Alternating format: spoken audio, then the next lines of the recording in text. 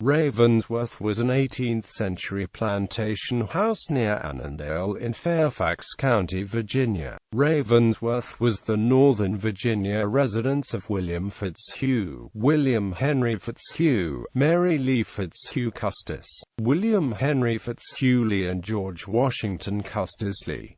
It was built in 1796.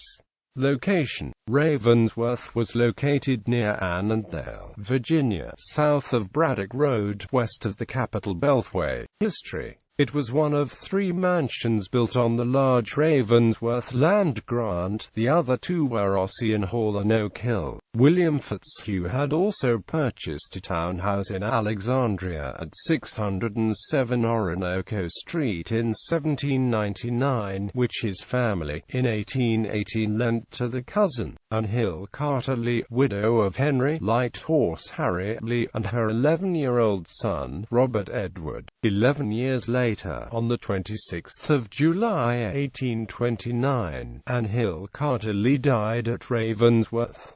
William Fitzhugh died and was buried there in 1809. Ravensworth then passed to Fitzhugh's son William Henry Fitzhugh, who died in 1830.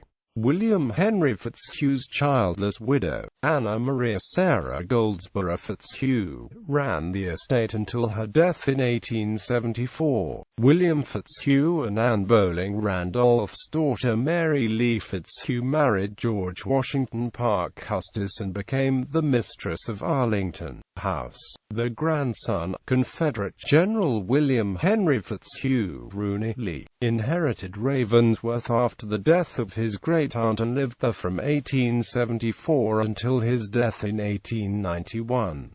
In 1897, George Washington Custis Lee moved to Ravensworth after resigning as president of Washington and Lee University and lived there until his death in 1913. When Mary Anna Custis Lee fled Arlington House in May 1861 after the outbreak of the Civil War, she stayed at Ravensworth briefly, but then moved further south for fear of inviting damage to the home. Both Union and Confederate forces took advantage of resources and location at Ravensworth during 1863. In addition to Union forces foraging hay, partisan forces commanded by John S. Mosby once slept in a haystack there and at daybreak discovered they were in full view of a Union encampment. All 3 of the Fitzhugh estates were protected by orders from both sides throughout the war.